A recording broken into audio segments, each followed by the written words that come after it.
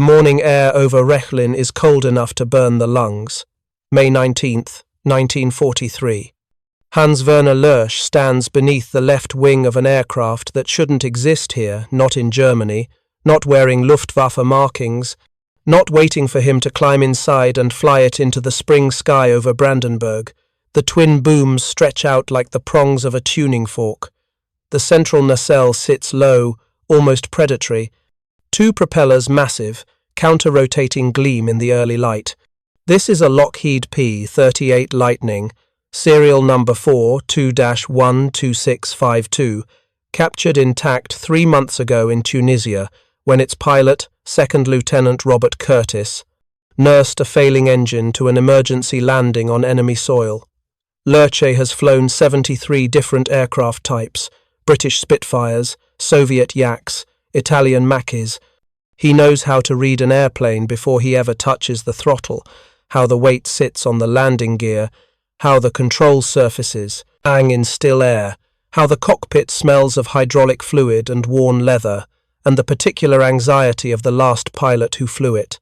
But this machine confuses his instincts. Twin engines on a fighter. American engineering philosophy written in aluminum and rivets. A design that violates every principle the Luftwaffe has learned through 5 years of total war. His orders are simple. Evaluate this aircraft completely. Document its capabilities. Find its weaknesses. German fighter pilots are dying over the Reich every day, torn apart by American escorts they can't outmaneuver, can't outrun, can't kill. The Luftwaffe needs answers. They need to know how to beat the Lightning. Lersch climbs into the cockpit. The seat is wider than a Messerschmitt's. American pilots are larger men, fed on beef and white bread instead of black bread and ersatz coffee. 2 throttle levers instead of 1. Instruments labelled in English. Engine start procedures printed on a placard above the fuel mixture controls. He has studied the manual, translated laboriously by intelligence officers who found it in the wreckage of another Lightning shot down over France. He knows the procedures. He knows the numbers. What he doesn't know yet, what nobody in the Luftwaffe knows yet, is that this airplane is about to prove them catastrophically wrong about the nature of air combat itself. If you're enjoying this deep dive into the story, hit the subscribe button and let us know in the comments from where in the world you are watching from today. The P-38 Lightning entered combat over Europe in November of 1942, when the 36th Fighter Squadron arrived in England flying war-weary F models transferred from training units in the United States. Those first missions were disasters, not because of German fighters, though the Luftwaffe certainly tried, but because the Lightning was killing its own pilots through a phenomenon the Americans barely understood and couldn't explain. At high altitude, the aircraft's controls would lock solid.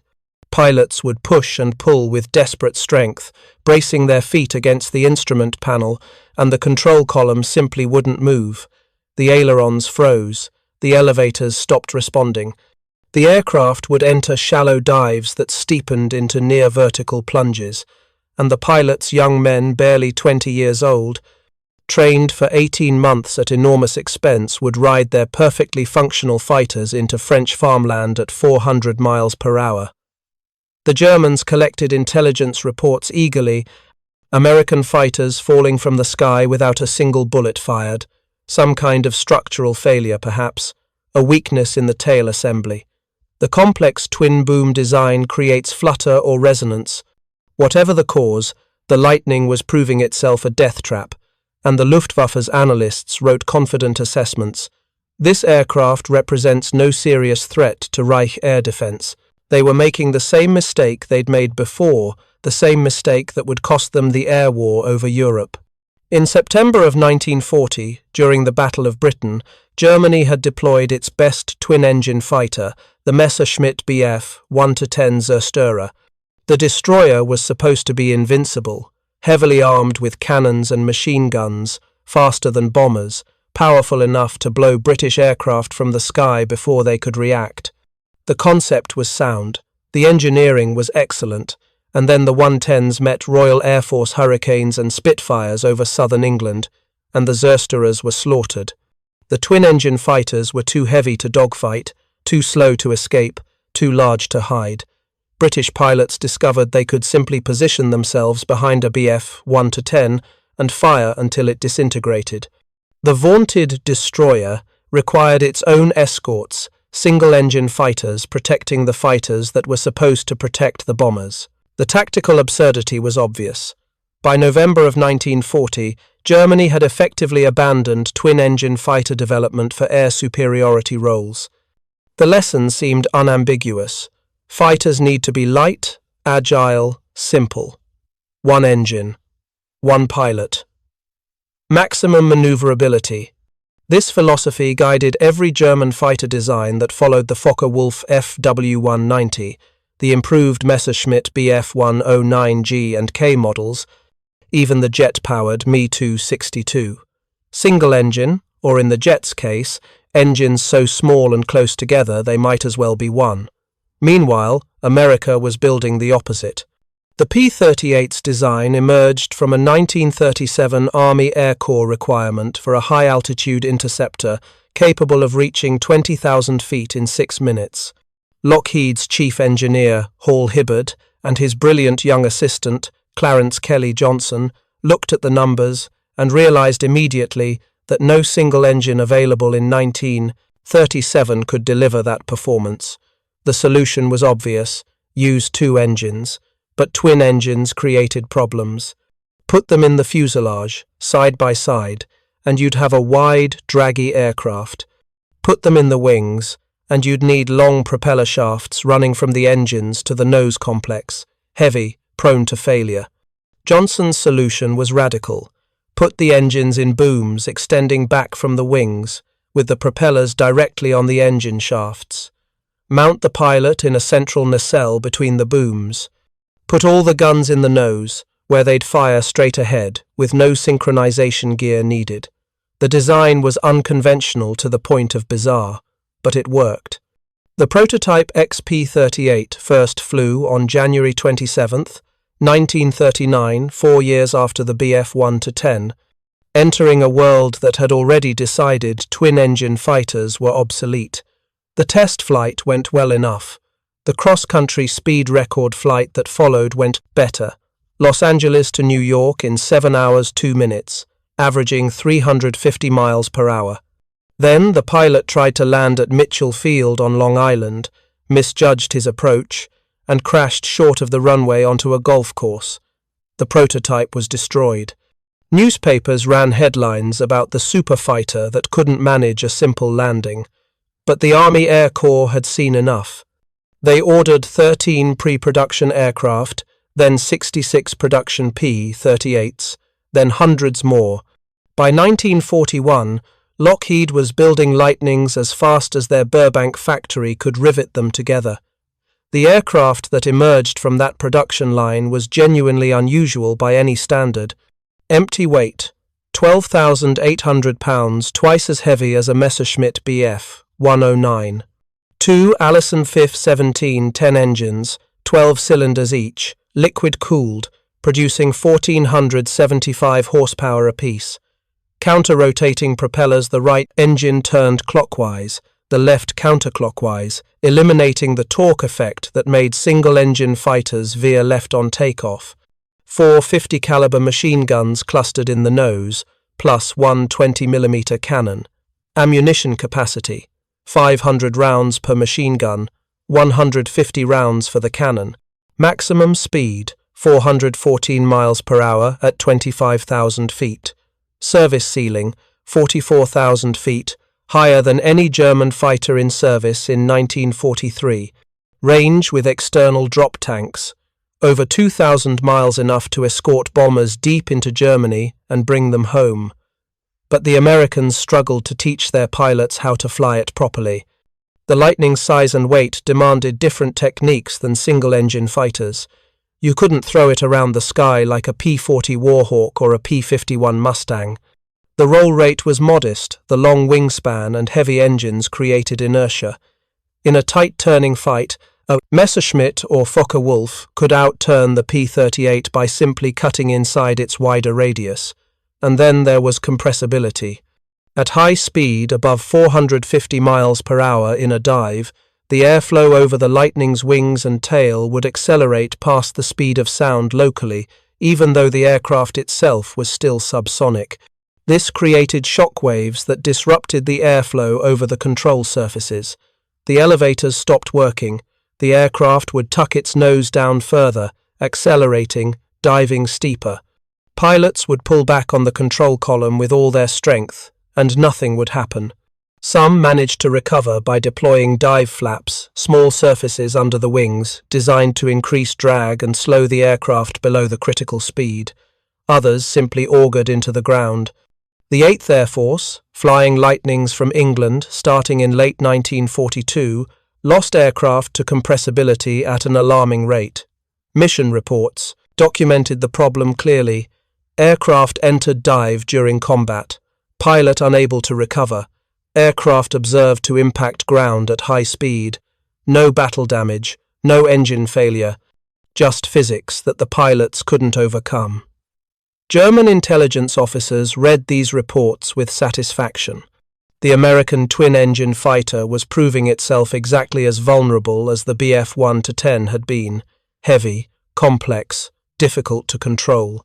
The Luftwaffe had learned this lesson in 1940. Now the Americans were learning it in 1943. Except the Americans weren't giving up, they were adapting. New P-38 pilot training programs emphasized energy tactics instead of dogfighting. Don't try to turn with German fighters, you'll lose. Instead, use your speed and altitude advantage. Dive on the enemy, fire, extend away. Climb back to altitude, using your superior rate of climb. Never get slow. Never get into a turning fight. Use the aircraft's strengths, avoid its weaknesses. And the Lightning had one strength that German fighters simply couldn't match. It climbed like it was trying to leave the atmosphere. The twin engines, fed by turbo-superchargers that maintained power at altitude, produced nearly 3,000 horsepower combined. The counter-rotating propellers bit into the air with perfect efficiency. At sea level, a P-38 could climb at 4,000 feet per minute. At 20,000 feet, where German fighters were gasping for air, their single engines struggling, the Lightning could still climb at 3,000 feet per minute. This was the capability that Hans-Werner Lerche was about to discover on that May morning in 1943. This was the secret that would reshape Luftwaffe fighter tactics for the rest of the war. This was the advantage that German engineers had dismissed as impossible, that German pilots had mocked as irrelevant, that German intelligence officers had failed to understand despite all their captured reports and shot down aircraft. The Americans had built a fighter that violated every rule, and it worked precisely because it violated those rules. Lerche completes his pre-flight checks. Fuel, full internal tanks, no external drop tanks needed for a test flight. Hydraulic pressure, normal. Control surfaces, free and correct movement. Engine instruments, all readings within acceptable ranges. He's as ready as he'll ever be to fly an enemy aircraft over German soil, surrounded by anti-aircraft batteries whose gunners have orders to shoot down anything that looks American, captured or not. The control tower gives him clearance. He reaches for the throttles, both of them, and begins the engine start sequence that will lead him to a truth the Luftwaffe doesn't want to hear. The right engine catches first. The Allison V-1710 coughs, spits blue smoke from the exhaust stacks, then settles into a smooth idle. The propeller blade becomes a blur. Lerche monitors the engine, instruments, oil pressure rising, coolant temperature climbing toward normal operating range. He waits 30 seconds, ensuring everything stabilizes, then reaches for the left throttle. The left engine starts more smoothly, as if it's been waiting patiently for permission. Now both propellers are spinning, counter-rotating, perfectly synchronized but mirror images of each other. The asymmetry is disconcerting. Lerche's instincts keep expecting both engines to turn the same direction, but the engineering logic is sound. No torque effect. No tendency to yaw left or right. The thrust vectors balance perfectly. He advances both throttles slightly, feeling how the aircraft responds. The Lightning begins to roll forward, heavy but not sluggish. The tricycle landing gear, nose wheel, and two main wheels is another American innovation that German fighters lack. Messerschmitts and Focke-Wulfs sit tail down on the ground, requiring careful S-turns during taxi to see where you're going. The P-38 sits level, the pilot's view unobstructed straight ahead. Lerche can see the runway, the tree line beyond it, the May morning stretching out clear and cold. He reaches the runway threshold and performs his final checks. Flight controls, free and correct. Trim tabs, set for takeoff. Propeller pitch, full fine. Mixture, full rich. Supercharger controls, automatic mode. The Americans have automated much of the engine management that German pilots handle manually. Another philosophical difference. Another assumption about what pilots should and shouldn't have to think about during combat. Lerche keys his radio, informing the tower he's ready. The response comes back immediately, cleared for takeoff. He pushes both throttles forward smoothly, evenly, watching the manifold pressure gauges climb. 40 inches, 50 inches. The engines roar in perfect harmony. The Lightning accelerates down the runway, tracking absolutely straight, no swing to the left, no need for constant right rudder pressure. At 90 miles per hour, Lerche eases back on the control column. The nose lifts. The main wheels leave the ground. He's airborne in less than 1,000 feet. The first surprise hits him immediately. The rate of climb. Lerche has flown the Bf-109G, the latest Messerschmitt, pride of the Luftwaffe. He knows its capabilities intimately. At sea level, with maximum power, the 109 climbs at roughly 3,000 feet per minute, respectable performance, competitive with British Spitfires, adequate for intercepting American bomber formations. The P-38 climbs at 4,000 feet per minute. He watches the altimeter unwind like a broken clock. 1,000 feet, 3,000 feet, 5,000 feet. The twin Allisons are barely working, their turbo-superchargers automatically maintaining manifold pressure as the air thins. In a Messerschmitt, Lerche would already be adjusting the supercharger manually, managing the throttle carefully, feeling the climb rate begin its inevitable decay as altitude increases. Not here. The Lightning just climbs. At 10,000 feet, Lerche expects the performance to drop off. It doesn't. The rate of climb holds steady 3,800 feet per minute. The engines sound exactly the same as they did at sea level. The controls feel exactly as responsive. The aircraft seems genuinely confused about why altitude should matter. 15,000 feet, 3,500 feet per minute climb rate. The needles on the manifold pressure gauges haven't budged. The turbo-superchargers are doing their job, compressing the thin air, feeding the engines as if they're still at sea level. This is what American engineering prioritized. Altitude performance. The ability to fight at heights where German fighters struggle. At 20,000 feet, Lerche levels off briefly and checks his instruments. Engine temperatures, normal. Fuel consumption, higher than a Messerschmitt, but not alarmingly so. Oil pressure, steady. Everything is functioning exactly as designed. He's been in the air for less than 6 minutes, and he's already at bomber interception altitude. A Bf-109 would take 8 to 9 minutes to reach 20,000 feet. The difference seems small, 2 or 3 minutes, but in combat, 2 minutes is an eternity. It's the difference between intercepting a bomber formation before it reaches its target or arriving too late. It's the difference between having altitude advantage over enemy escorts or fighting from below, where every disadvantage compounds.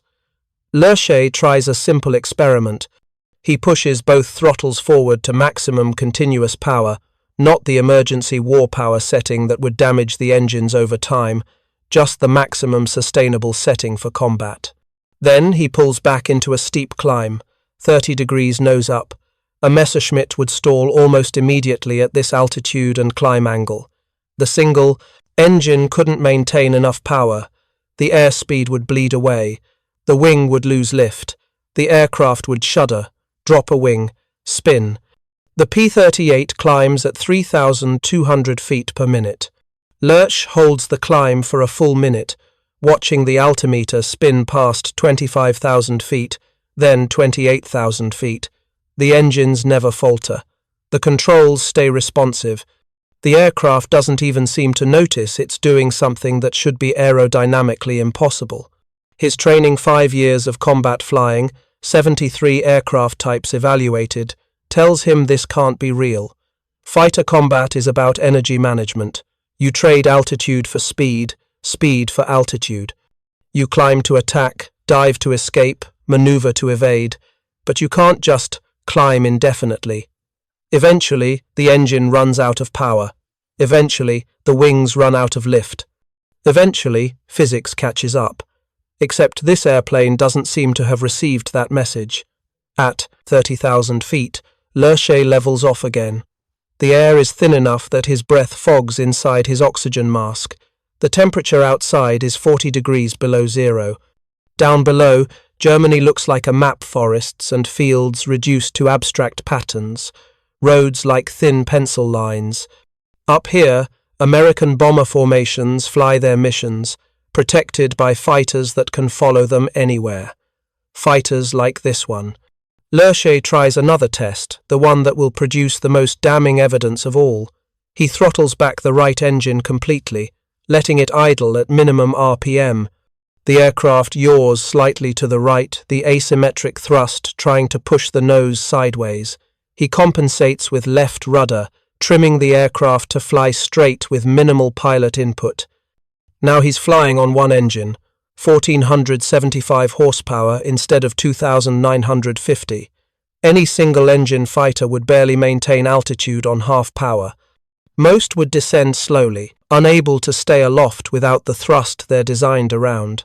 Lurch advances the left throttle to maximum continuous power and pulls into a climb. The P-38 climbs at 1,500 feet per minute, on one engine, at 30,000 feet. Das ist unmöglich, Lurch mutters into his oxygen mask. This is impossible, but the altimeter doesn't care about what's possible. It just keeps rising. 31,000 feet, 32,000 feet. The single Allison engine keeps running smoothly, the turbo-supercharger feeding it compressed air, the propeller biting efficiently into the thin atmosphere. The aircraft is controllable, stable, and climbing. A Messerschmitt with engine damage falls from the sky. German pilots know this intimately, one bullet through the engine block, one piece of shrapnel through the coolant system, and you have maybe 60 seconds before the engine seizes, and you're gliding back toward friendly territory, hoping you have enough altitude to make it. But if this American fighter takes a hit to one engine, it just keeps flying. Slower, yes, less maneuverable, certainly, but still capable of climbing, still capable of fighting, still capable of completing its mission and bringing its pilot home. The redundancy alone is worth 1,000 feet of altitude advantage. Lurch brings the right engine back to full power and begins a series of maneuvers, testing the Lightning's capabilities systematically. Zoom climbs accelerating in level flight, then pulling sharply upward to convert speed into altitude. The P-38 does this with brutal efficiency, rocketing from 25,000 feet to 35,000 feet in less than 30 seconds. A Messerschmitt would bleed energy, slow down, stall. The Lightning still has flying speed at the top of the zoom. He tries high-speed dives, pushing the aircraft past 400 miles per hour. The controls do get heavier. He can feel the compressibility effects, the Americans have reported, but they don't lock up completely. With careful technique, applying steady back pressure rather than sudden inputs, he can control the dive. And once he deploys the dive flaps, small surfaces under the wings, the aircraft slows immediately, the controls lighten, recovery is straightforward. The Americans have already solved the compressibility problem, or at least mitigated it enough that trained pilots can avoid the fatal dives that killed so many in those early months. He tries turning fights, comparing the Lightning's turn performance against his memory of Messerschmitt and Focke-Wulf capabilities. Here, finally, He finds a weakness. The P-38's turn rate is adequate, but not exceptional. The heavy engines and long wingspan create inertia. A skilled German pilot in a 109 could definitely outturn the Lightning in a sustained horizontal fight. But then Lerche realizes the problem with this analysis. American pilots aren't fighting horizontally. They're fighting vertically. Back on the ground, Lerche's boots touch German soil with a peculiar sense of displacement. He's just spent 90 minutes flying the enemy's equipment, thinking the enemy's thoughts, understanding the enemy's advantages with a clarity that no intelligence report could ever provide. The Lightning sits behind him on the taxiway, engines ticking as they cool, propellers motionless. It looks harmless now, just metal and rivets and American paint under German markings. But Lerche knows better. He's just flown an aircraft that fundamentally changes the mathematics of air combat over Europe. The debriefing room at Rechlin smells of cigarette smoke and strong coffee. 3 officers from Fighter Command are waiting veterans of the Eastern and Western fronts, men who've watched the Luftwaffe's numerical and qualitative superiority erode month by month as American production overwhelms German industry. They need answers. They need tactics. They need some way to stop the American escorts that are increasingly dominating the skies over the Reich. Lerche sits down and begins his report. He speaks carefully, precisely, using technical language because emotion has no place in evaluation reports. But the numbers he recites are devastating. Maximum rate of climb at sea level, 4,000 feet per minute. At 20,000 feet, 3,500 feet per minute. At 30,000 feet, 2,800 feet per minute. One of the officers interrupts. That's not possible with twin engines at that weight. I have recorded the data from the aircraft's instruments, Lerche replies. The turbo-superchargers maintain manifold pressure up to approximately 35,000 feet. The engines produce full power regardless of altitude within that envelope. He continues. Single-engine climb performance, 1,500 feet per minute at 30,000 feet. The aircraft remains fully controllable on one engine at all altitudes tested. Recovery to base would be feasible even with complete failure of one power plant. The officers exchange glances. This is worse than they expected. Turn performance? One asks. Inferior to the Bf-109 and FOL-190 in sustained horizontal turns, Lerche says. The Lightning cannot win a traditional dogfight against our fighters. The officers visibly relax.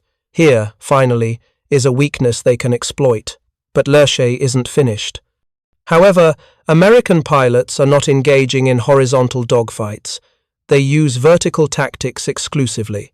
When attacked, they climb. Our fighters cannot follow. When attacking, they dive from altitude, fire, then extend away in level flight or climb. Again, our fighters cannot catch them. He pulls out his flight notes, pages covered in careful German script, diagrams showing climb angles and altitude differentials. If a P-38 and a Bf-109 meet at 25,000 feet and both immediately enter maximum performance climbs, the Lightning will have a 3,000-foot altitude advantage within 2 minutes. At that point, the American pilot controls the engagement entirely. He can dive to attack or refuse combat. Our pilot, lower and slower, has no options. The room is silent. In vertical maneuvering, Lerche concludes, the P-38 is unbeatable with current Luftwaffe equipment. One officer finally speaks. What do you recommend? Lerche considers his answer carefully. He's a test pilot, not a tactician, but he's flown enough combat missions to understand the reality. Avoid sustained vertical engagements, attack quickly and disengage horizontally. Force the Americans into turning fights if possible, but if they choose to climb, he pauses. If they choose to climb, let them go. You cannot catch them. The report he writes over the following days becomes one of the most important technical documents produced by German aviation intelligence in 1943. Copies circulate through every fighter command in the Luftwaffe from Russia to France, from Norway to Italy. Tactical bulletins are issued to frontline squadrons. Training programs are modified. Pilots are explicitly instructed. The P-38 Lightning possesses superior climb performance at all altitudes. Do not engage in vertical combat. But knowing the enemy has an advantage and countering it are two different things. American bomber formations fly at 25 to 30,000 feet, where German flak is less effective, and the cold air reduces engine strain. To intercept them, German fighters must climb to interception altitude, attack through the bomber formations, then disengage. This is vertical combat. By necessity, you cannot intercept high-altitude bombers without climbing, and now the bombers have escorts that can climb faster than the interceptors. The tactical situation is simple and brutal. German fighters climb to attack American bombers. American P-38 escorts are already above them, having climbed faster and arrived first. The German fighters become the targets. If they continue their attack, they're diving into a trap American fighters above them with altitude advantage. If they break off, they've failed their mission. The bombers continue unmolested to their targets. This is the reality that begins to unfold over Europe in the summer and fall of 1943. The Americans, meanwhile, are learning how to use their advantage. The 55th Fighter Group arrives in England in September of 1943, flying brand new P-38H models with improved turbo-superchargers and better heating systems for high-altitude operations. Their commander, Colonel Frank James, is a pre-war Army pilot who understands that equipment advantages mean nothing without proper tactics. James drills his pilots relentlessly on energy fighting. "You do not dogfight," he tells them repeatedly. The P-38 is not a dogfighter. It is an altitude fighter. You stay fast, you stay high, you use your climb rate. If a German gets on your tail, you do not turn with him, you go vertical, climb. He cannot follow. The group's first combat missions prove James right. On October 15, 1943, the 55th escorts B-17 bombers to Schweinfurt, a mission deep into Germany that will become infamous for the devastation inflicted on the unescorted bomber formations that fly it. But the 55th's P-38s provide escort for part of the route, and their combat reports document the new tactical reality. Captain Robert Vosler's encounter is typical. He spots a formation of Bf 109 fighters climbing to intercept the bombers. The Messerschmitts are at 22,000 feet, still climbing, their pilots scanning for threats. Vosler's flight is at 30,000 feet. They've climbed ahead of the bombers, knowing the Germans will have to come up to meet them. Vosler rolls inverted and pulls through into a nearly vertical dive, accelerating past 400 miles per hour. The Messerschmitts see him too late. He fires a burst into the lead German fighter half a second of trigger time, perhaps 60 rounds, and sees pieces fly off the engine cowling. Black smoke streams from the stricken aircraft. Vosler doesn't wait to see if it goes down. He pulls out of the dive, already extending away at high speed. Behind him, two Messerschmitt pilots try to follow. They dive after him, building speed, closing the distance.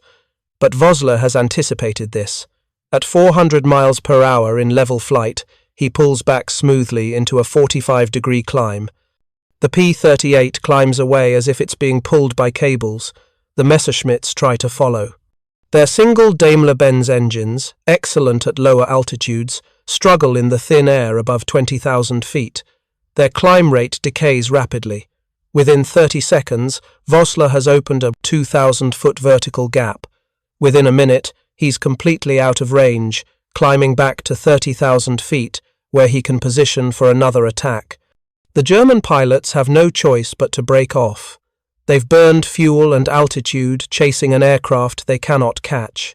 And now they're vulnerable themselves, separated from their formation, low on energy, exposed to other American fighters above them. This pattern repeats across dozens of engagements that fall. American P-38 pilots develop an almost casual confidence in their ability to escape. Get in trouble? Point the nose up? Climb. The Germans can't follow. It's not even particularly difficult, just execute the basics. Trust the aircraft's performance, let physics do the work. For German pilots, the experience is profoundly demoralizing. Major Günther Rall, a veteran fighter pilot with over 200 confirmed victories on the Eastern Front, transfers to defense of the Reich operations in late 1943. His first encounter with P-38s shocks him. "We would climb to intercept altitude," he later recalled, "and find the Americans already above us. We'd try to climb to meet them, and they'd simply climb higher. It was as if they had unlimited altitude performance. You'd commit to an attack, and they'd escape vertically, and there was nothing you could do." The psychological impact compounds the tactical disadvantage. German fighter pilots are accustomed to being the hunters faster, more experienced, better equipped than their opponents. Now they're becoming prey, forced to watch American fighters operate with impunity above them, diving to attack at will, climbing away from danger, controlling every engagement. If you find this story engaging, please take a moment to subscribe and enable notifications. It helps us continue producing in-depth content like this. The Luftwaffe tries various countermeasures. They experiment with high-altitude interceptors modified, Bf-109 models with enlarged superchargers and reduced armament to save weight. These achieve slightly better climb rates but sacrifice firepower and maneuverability.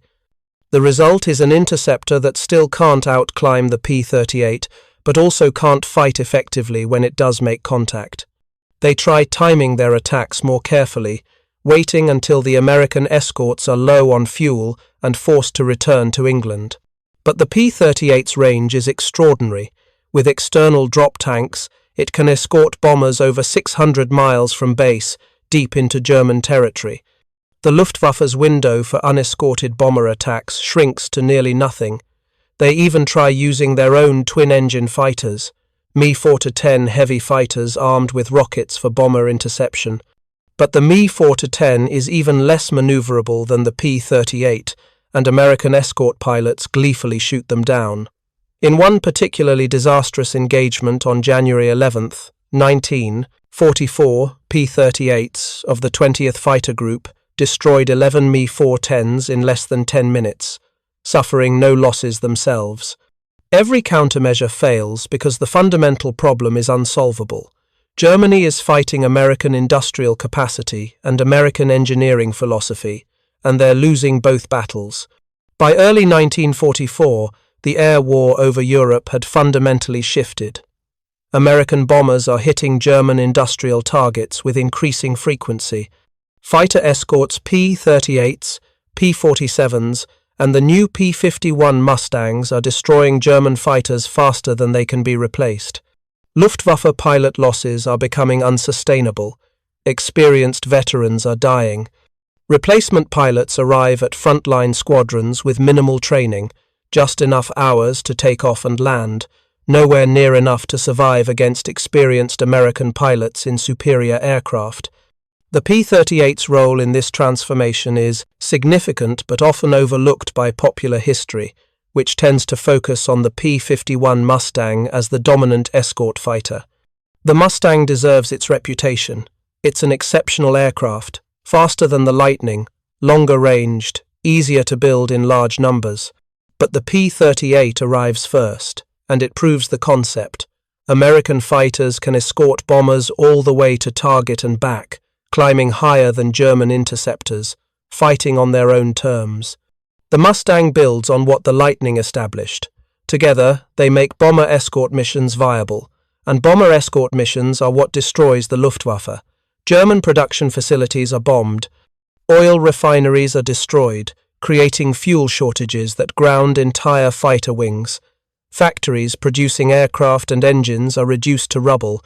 By mid-1944, Germany is losing more fighters to bombing and fuel shortages than to actual combat. And through all of this, the tactical reality, discovered by Hans-Werner Lerche in May of 1943, remains unchanged. In vertical combat, the P-38 cannot be beaten by single-engine German fighters. The twin engines that German doctrine dismissed as a liability after the Battle of Britain turn out to be exactly what's needed for high-altitude escort operations. Lieutenant Robert Curtis, the pilot whose emergency landing in Tunisia delivered that first intact P-38 to German intelligence, spends the rest of the war in a prisoner camp in Germany.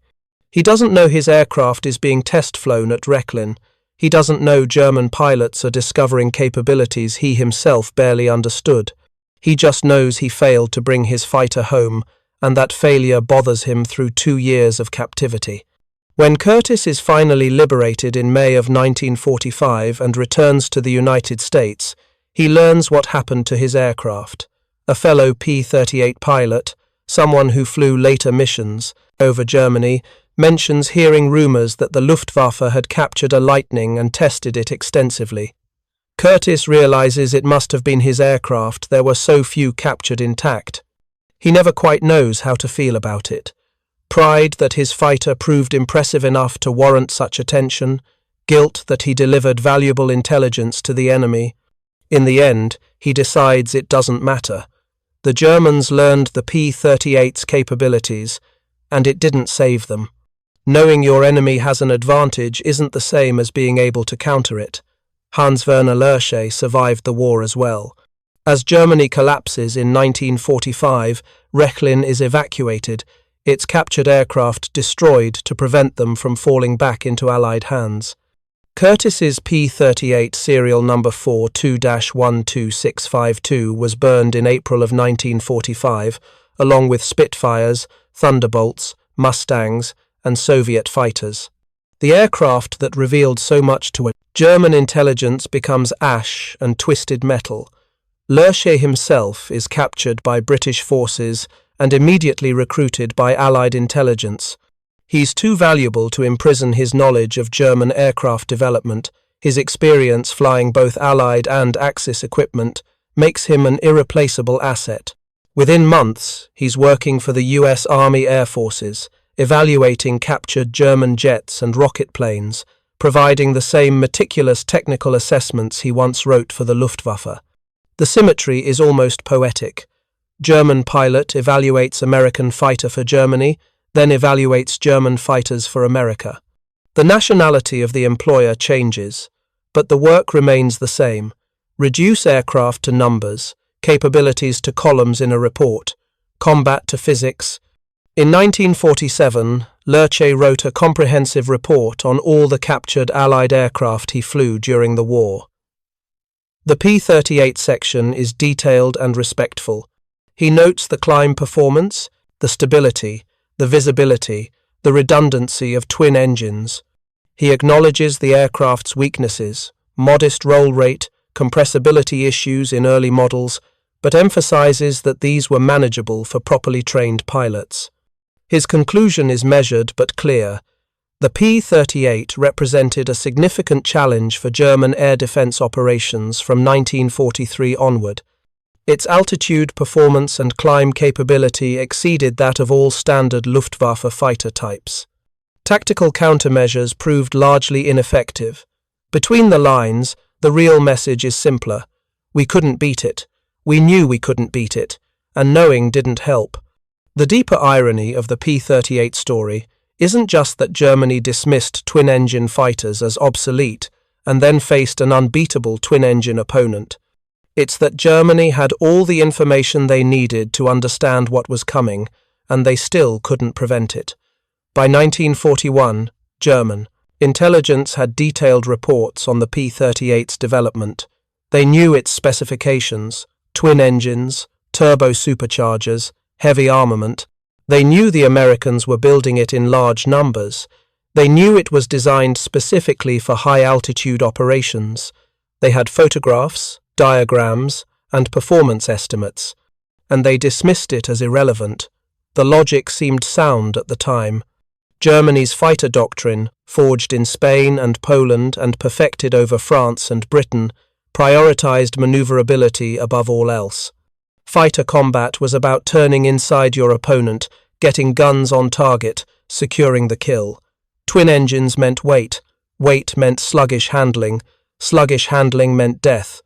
This wasn't irrational prejudice, it was a learned experience.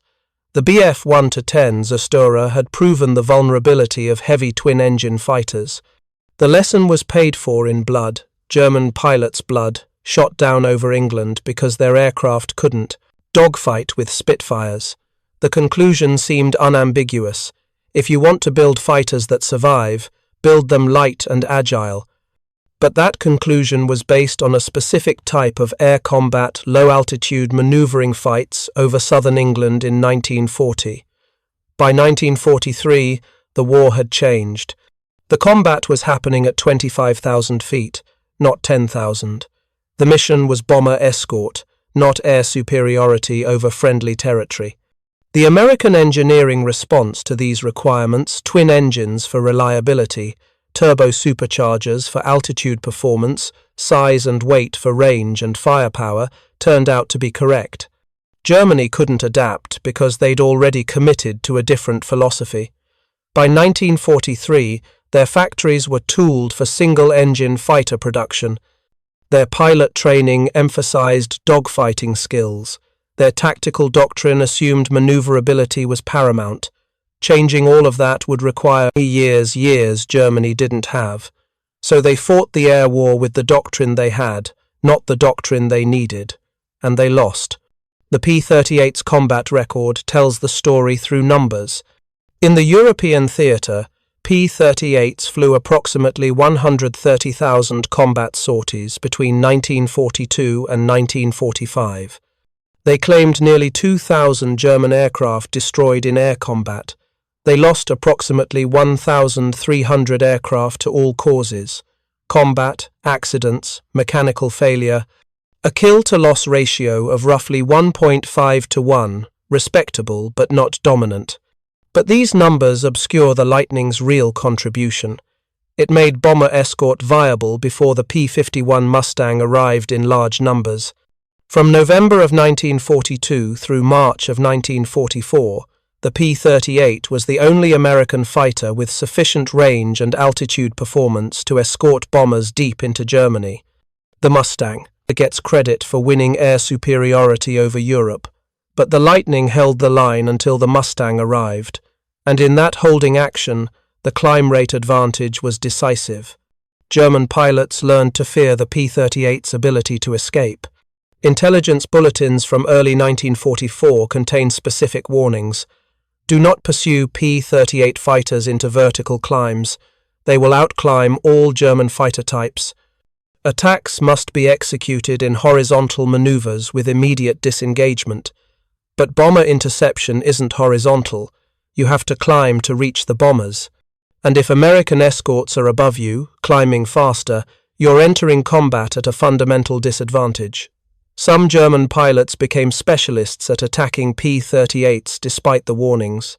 Major Walter Nowotny, flying on the Eastern Front before transferring west, developed a technique: attack from directly astern, close to within 200 meters before firing, aim for the central nacelle where the pilot sits.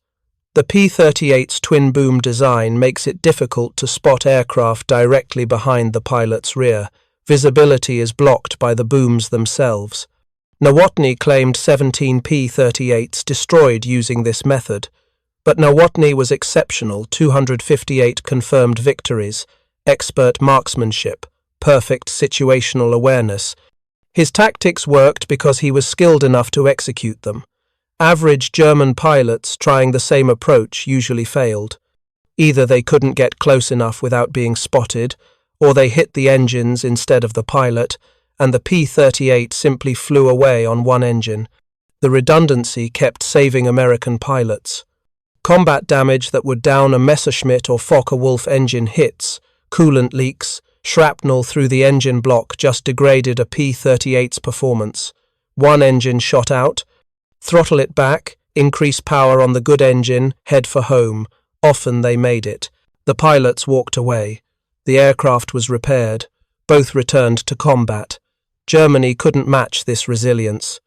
A single-engine fighter with engine damage was, at best, a glider trying to make friendly territory before the engine seized completely. At worst, it was a coffin. German pilots knew this intimately. It influenced their tactics. A damaged engine meant immediate disengagement, nursing the dying aircraft home, hoping the coolant held out long enough. American P-38 pilots could often continue fighting even after taking hits. By the spring of 1944, the Luftwaffe was in full crisis. The Americans have introduced the P-51 Mustang, which combines the P-38's range with even better performance and significantly lower cost. The British are flying long-range Spitfires. Soviet forces are advancing from the east, crushing German armies and destroying hundreds of Luftwaffe aircraft on the ground. Germany is fighting a three-front air war it cannot win. The P-38's role begins to shift. With Mustangs available for high-altitude escort, many Lightning groups transition to ground attack missions, strafing trains, destroying trucks, bombing bridges. The P-38 proves excellent at this. The twin engines provide redundancy against ground fire. The heavy nose armament 450s and a 20mm cannon can destroy almost anything on the ground. The aircraft is fast enough to survive in hostile airspace but stable enough for accurate ground attack. But some Lightning groups continue flying escort missions, and they continue demonstrating that climb rate advantage. On April 8, 1944, P-38s of the 14th Fighter Group intercept German fighters attacking B-24 bombers over Munich. The engagement report is almost casual in its description. Observed enemy fighters at 20,000 feet. We were at 28,000 feet. We dove to attack. Enemy fighters attempted to climb away. We followed easily, maintaining speed advantage. Multiple enemy aircraft destroyed. The Germans tried to use the P-38's own tactic, climb away from danger. But they were climbing against aircraft that climbed better. It didn't work. 6 German fighters were shot down in that engagement. 0 P-38s were lost. There's a particular German combat report from March of 1944 that captures the futility of fighting an enemy with superior climb performance. The pilot is Lieutenant Heinz Nock, flying a Bf-109 G6 out of Wunstorf. He's a skilled pilot, 50 victories already, experienced and careful. His mission is to intercept American bombers attacking Hanover. Nock's combat report, written immediately after landing, describes his frustration in precise detail. Sighted bomber formation at 7,000 meters, proceeding north, climbing to intercept. Reached 6,500 meters when American escort fighters appeared above us, P-38s, approximately 20 aircraft. Continued climb to engagement altitude. Americans dove to attack. I executed an evasive maneuver, attempted a counterattack. American fighters extended away at high speed, then climbed. I followed maximum power, climbing through 7,000 meters. The Americans continued climbing. I could not match their climb rate. They reached 8,000 meters while I was still at 7,500 meters. They had an altitude advantage for another attack. I disengaged, diving away to evade. Unable to reach bombers due to escort interference. Returned to base, ammunition expended, 0 rounds. No enemy aircraft was damaged, 0 rounds fired. Nock never even got within gun range of the bombers or their escorts. The Americans controlled the engagement completely through superior altitude performance. They dove when they wanted to attack. They climbed when they wanted to escape. Nock, flying a Messerschmitt that couldn't climb fast enough, was simply a spectator. This is the reality that Hans-Werner Lerche documented in May of 1943. This is the reality that the German fighter command tried to counter with tactics and training and warnings. This is the reality that couldn't be overcome because it was written into the fundamental design philosophy of the aircraft involved. You cannot outclimb an opponent with twice your engine power and turbo-superchargers, maintaining that power to 35,000 feet. You cannot win a vertical fight when your single engine is gasping for air and theirs are running at full power. You cannot force a battle when the enemy can simply point his nose up and disappear into the sky above you. Germany knew all of this by mid-1943. Knowing didn't help. The final irony is that by 1944, Germany was developing aircraft that could have competed with the P-38 on more equal terms. The TAR-152A, high-altitude interceptor with a turbo-supercharged engine, pressurized cockpit, and performance that matched or exceeded the Lightning's in many parameters. The Me-262 jet fighter, which climbed faster than anything piston-powered and could catch bombers at any altitude. But these aircraft arrived too late and in too few numbers. The TAR-152 never entered mass production, only a handful of prototypes were built before the war ended. The Me-262 suffered from reliability issues, fuel shortages, and Allied bombing of the factories producing it. A few dozen jets made it into combat. They shot down some Allied aircraft. They changed nothing. By the time Germany had answers to the P-38's altitude advantage, the war was already lost. The bombers had already destroyed Germany's industrial capacity. The fuel refineries were already rubble. The experienced pilots were already dead. Having a better aircraft design on paper doesn't matter when you can't build it, can't fuel it, and have no one trained to fly it. The war was lost in those tactical engagements from 1943 and 44, where German fighters tried and failed to intercept American bombers, where P-38 escorts climbed away from danger, where the mathematics of altitude and climb rate dictated outcomes before the shooting even started. Hans-Werner Lersch understood this in May of 1943. He wrote it in his report, and the German Fighter Command read it and knew they were facing an unsolvable problem. After the war, Lersch continued working in aviation for decades. He test-flew jets, helicopters, experimental aircraft. He wrote extensively about his experiences, producing what would become valuable historical documents on German aviation development. He died in 1993 at age 76, having witnessed aviation progress from piston-engine biplanes to supersonic jets. In his later writings, he reflected occasionally on the P-38 evaluation. He noted that the Lightning was not perfect. It had weaknesses, limitations, vulnerabilities. But in the specific tactical situation of high-altitude bomber escort over Europe in 1943 and 44, those weaknesses didn't matter. The strengths, altitude performance, climb rate, twin-engine redundancy were decisive. We understood the aircraft's capabilities quite well, Lersch wrote in a 1986 memoir. Intelligence was not the problem.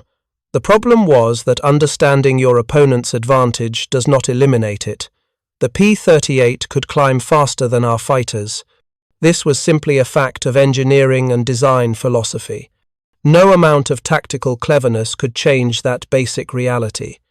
It's a remarkably honest assessment from someone who had every reason to rationalize or excuse Germany's failure.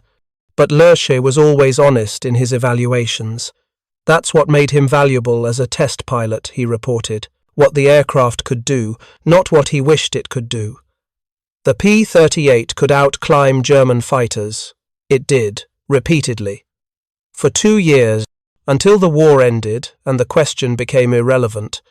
Robert Curtis, the pilot whose captured Lightning started this entire chain of analysis, lived until 2008. He rarely talked about his war experience. When he did, he focused on the friends he lost, the missions he flew before being shot down, the strange experience of being a prisoner watching American bombers pass overhead, knowing the crews were his countrymen. He knew his aircraft had been captured and evaluated. Occasionally, someone would ask him how he felt about that, about giving the enemy valuable intelligence. His answer was always the same. They learned what the P-38 could do. So what? They couldn't build one. They couldn't copy our turbo-superchargers. They couldn't match our industrial production. Intelligence only matters if you can act on it. He was right. Germany learned everything about the P-38. They documented its advantages meticulously. They adjusted their tactics as best they could. And they still lost the air war, because knowledge without capability is just data. The Americans built 15,996 P-38s between 1941 and 1945. 15,000 aircraft with twin engines, counter-rotating propellers, turbo-superchargers, and the ability to climb faster than anything Germany could field in comparable numbers. That production alone, the sheer industrial capacity to build that many complex aircraft, represented a capability Germany couldn't match. Even if every Luftwaffe pilot had flown a captured Lightning, understood its advantages, and adapted their tactics accordingly, Germany still would have faced the fundamental problem. America had more aircraft, more fuel, more pilots, more industrial capacity. The P-38's technical advantages simply multiplied the existing numerical advantage, but the technical advantages were real, and they were decisive in individual engagements, in specific moments, in the lives of specific pilots who climbed away from danger because their aircraft could do what their enemies couldn't. There's a photograph from May of 1943 that survived the war. It shows Hans-Werner Lerch standing beside a P-38 Lightning at Rechlin, the aircraft gleaming in spring sunshine, German markings visible on the tail booms. Lerch is in full flight gear, leather jacket, flight pants, boots. He's looking at the camera, not smiling, just standing there beside an enemy aircraft he's about to fly into German skies. The photograph was probably taken for documentation purposes, intelligence records showing which aircraft had been evaluated, which pilots had flown them. But it captures something larger, the moment when Germany's most experienced test pilot was about to discover a truth that would change Luftwaffe tactics for the rest of the war. In a few minutes, Lerch will start the engines. He'll taxi to the runway. He'll take off and climb into the Brandenburg sky. And he'll discover that this bizarre American-designed twin engines on a fighter, twin booms, unconventional and wrong by all German doctrinal standards, actually works better than anything Germany has built. That discovery won't save the Luftwaffe. It won't stop the bombing. It won't prevent Germany's defeat.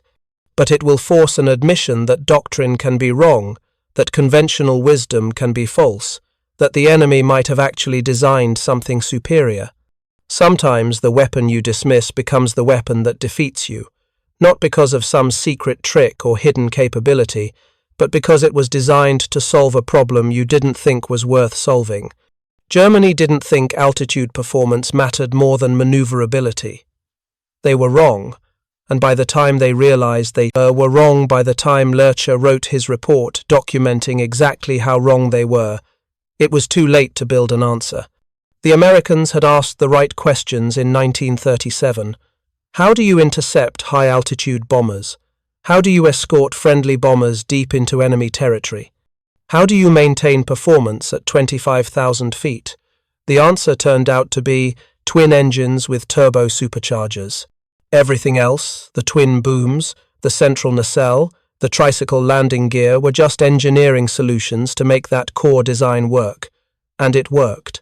Despite the early losses to compressibility, despite the mockery from German intelligence officers who assumed twin-engine fighters were obsolete, despite violating every principle of fighter design that had been established through the 1930s and early 40s, it worked because the questions had changed, and America had designed their aircraft to answer the new questions. Germany was still answering the old ones. Thank you for watching. For more detailed historical breakdowns, check out the other videos on your screen now, and don't forget to subscribe.